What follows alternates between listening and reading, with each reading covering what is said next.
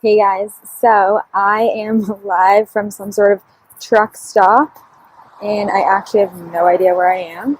So I stopped off and figured that we would use this time to talk about how to live the laptop lifestyle every single day so that you're creating a business that gives you the freedom so that you can travel, but then that you're actually traveling. Because I find a lot of people work really hard at building a freedom business, but then they never actually are free. And I used to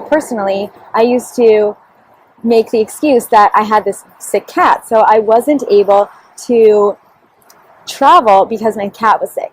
Now, for those of you who know that one of my favorite books is You Are a Badass at Making Money by Jen Sincero, and one of the first chapters, she talks about how she also used the excuse that she had a cat so she couldn't travel. And it really hit me hard that I built this whole business, but then I wasn't actually traveling. So I wanted to share with you guys what I did to create the freedom to travel, even though my cat is sick, even though I was in the middle of a launch. So you can create these things for yourself. So what did I do to actually get some freedom in my business, even while I was in the middle of a launch? Is I first started by booking my trip first. So that was the first thing I did. So book the trip, figure out the details after. Book the place that you want to go so that you have motivation to actually do something to get there.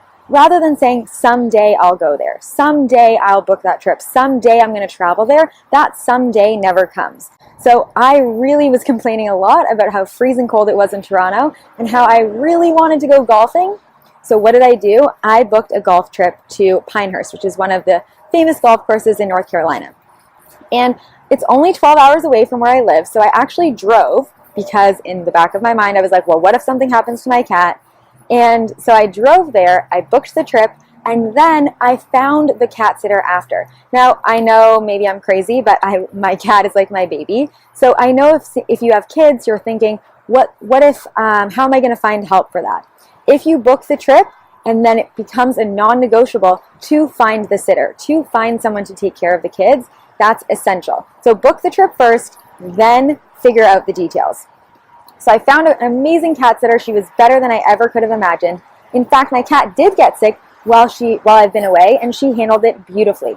So there are people that can help you. There are people that can support you. There are people who will be able to stand in for you. Then, when you're really busy, when you're off and when you want to go outside, when you want to go golfing, when you want to be traveling, when you want to be sightseeing, when you want to be exploring or enjoying the sun and not on your laptop, that's a really great motivator for you to get your work done really quickly. So you become a lot more efficient when you're away. And let's be honest, I did still take calls, I did still have clients, I still did do some work, but because I had a limited amount of time to do it, it was a lot more efficient. And I always scheduled it in. So I knew exactly when I would be doing that work. So I did it in the evenings. I also, in between rounds, I also did a podcast interview. So I brought my microphone with me. Even right now, I brought a little selfie stick so that it wouldn't be as shaky, although it's a little bit shaky still. So you can create things that will help you. I brought my laptop. I stopped at a Starbucks to do work because they have free Wi-Fi, and the place where I stayed had high-speed internet. So make sure you have high-speed internet. Book the trip first, figure out the details, but bring your equipment, the equipment that you can bring with you, in order to make it a smooth trip. In order to still be able to do your work, you don't have to fully be away, but you also fully don't need to be working, and it gives you a great reason to work more efficiently. That was how to do it, is get high-speed internet, hire some help to support you, bring your equipment, figure out the details after, book the trip first. And then what you can do now is to think about, what do you really want to do? What could you do as a baby step? Like, this was like me taking a little bit of time off, because like, I'll be honest, I didn't take a lot of time off, probably much of any time off, while I was building my business. That's okay, because in the beginning stages, it takes more work, more momentum, but now I have some momentum. I can hire help to help me and support me in doing that so that I can live a little and have more freedom.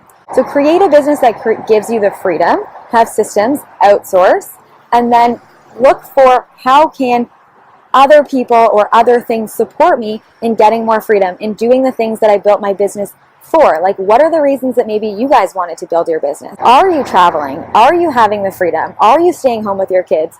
Are you putting your kids in daycare? Are you going to more events? Are you doing speaking engagements? If you're not doing that, then you're creating a business and you're not actually reaping the benefits. This is possible.